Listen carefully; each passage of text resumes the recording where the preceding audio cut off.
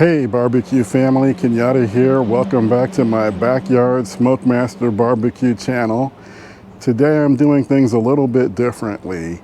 It's been a little bit of a struggle for me to get new videos out because my dad recently had surgery on his spine, major surgery. He's doing fine, he's recovering, and hopefully he'll be able to come home within the next week or so. So we're trying to get things ready.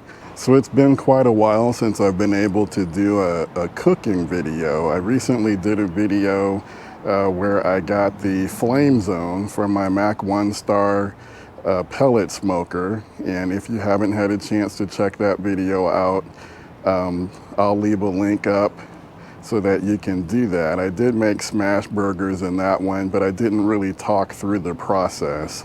So I've been anxious to get back out here and do a traditional barbecue cook. So I'm kind of improvising on the fly here at my parents' house. Don't have all my usual grills and things with me, but today I do have my Weber Master Touch. I have the slow and sear. I've only used the slow and sear once. I did some beef ribs with it, and I enjoyed that process. So I'm gonna go ahead, leave my Master Touch out here, and we're gonna give it a whirl today. So today I'm gonna get a couple of racks of St. Louis style spare ribs out on the grill, on the smoker. We're gonna do two different types. I'm kind of doing a comparison. So, and I've never used either one of these rubs on ribs. So all of this is new for me. But if you're like me, you know, you collect a whole bunch of different types of rubs. Maybe you saw someone using them in a video or saw something on social media that inspired you to check it out, but maybe you haven't gotten around to using them yet. So I have used these rubs on other things, but I've never used them on ribs. And I want to actually go through a lot of my rubs. I'm still trying to find what is like the top 3 or top 5 style of ribs that my family will enjoy. So the two types of rubs that I'm going to use today, one of them is from Meat Church. It's the Gospel, their all-purpose rub. The second rub that I'm going to use is one that was formulated by Man Cave Meals, and it's sold by the Atlanta Grill Company. He calls it the AP Mojo.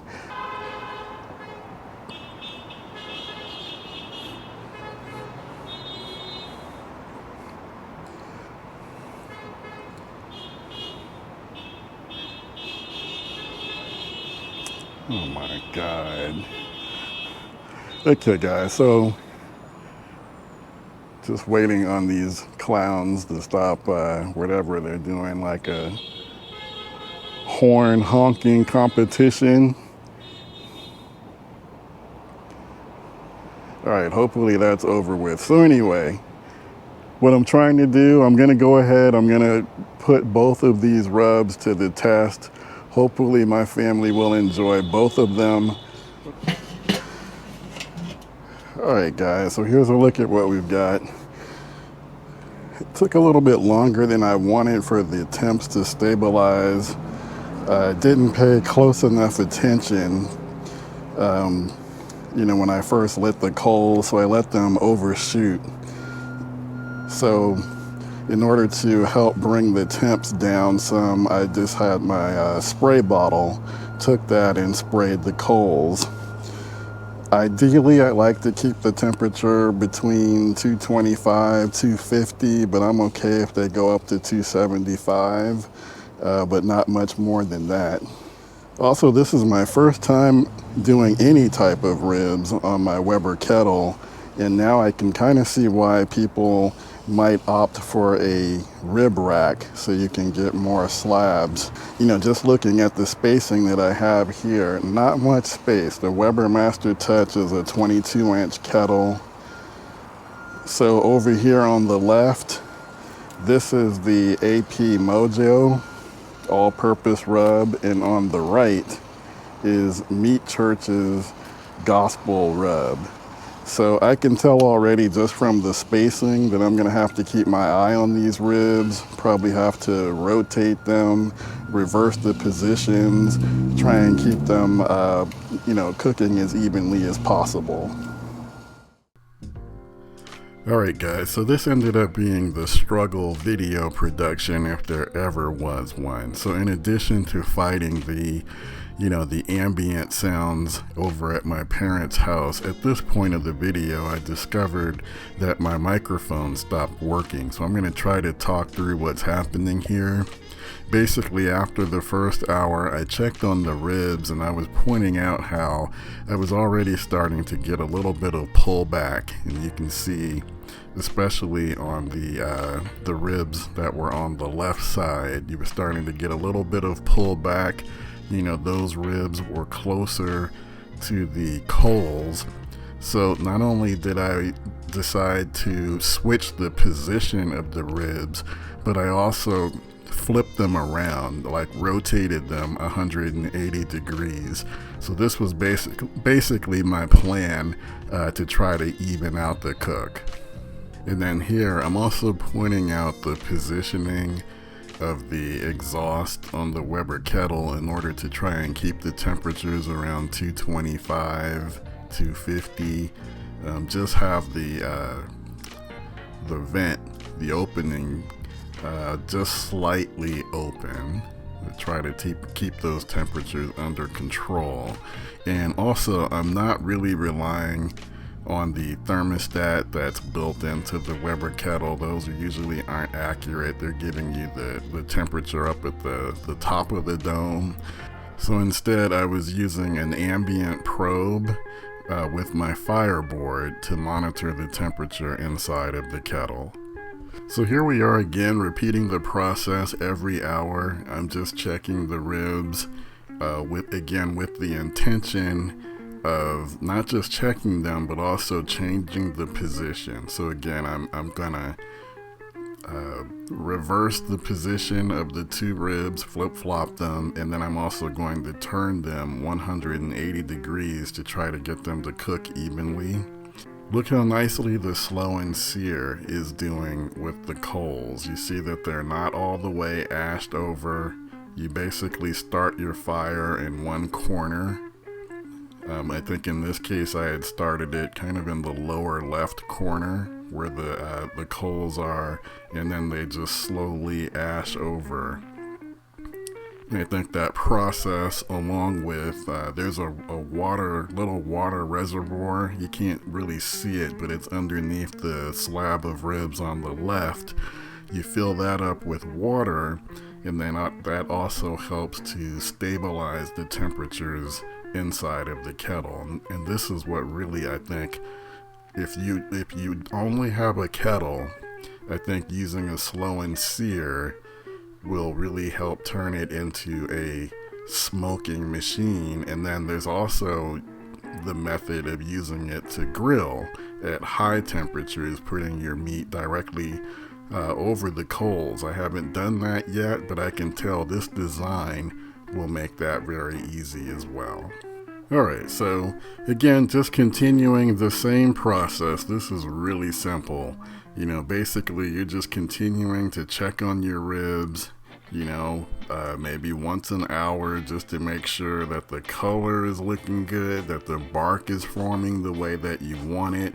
If it's starting to look like it's too dry, you might want to spray it with something. I think for this cook, I just used water when I got to that point.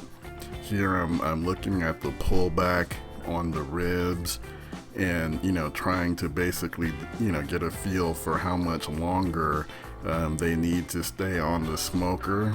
So I'm picking up a slab here and seeing if it has a bend.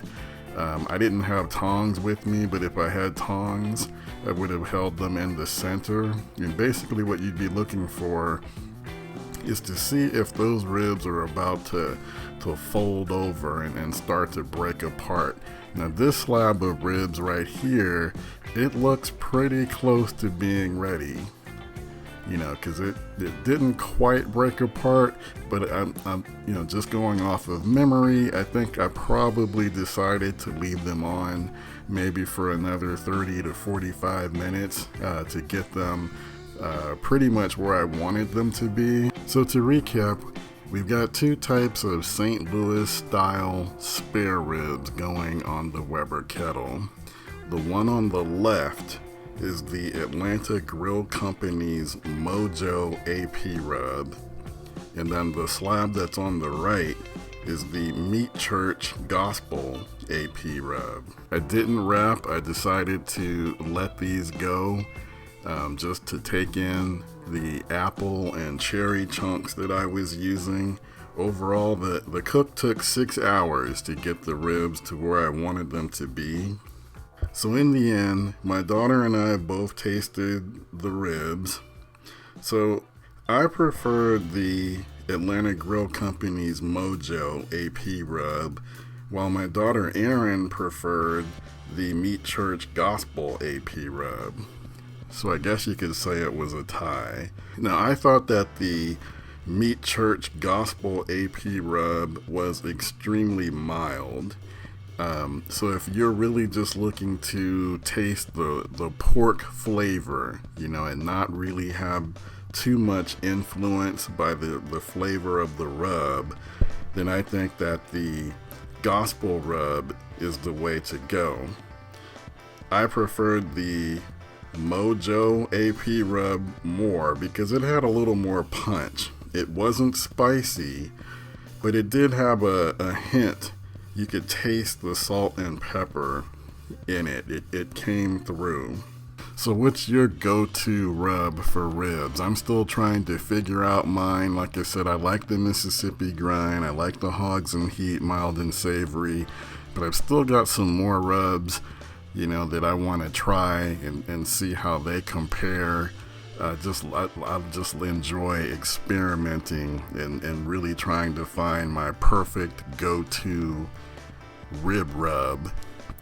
If you haven't already, please go ahead, hit that like button, subscribe to the channel. I love getting feedback from you guys and hearing your thoughts and answering your questions. Once again, guys, this is Kenyatta Robinson. Thank you again for joining me on my Backyard Smokemaster Barbecue channel. Take care. I'll see you in the next one.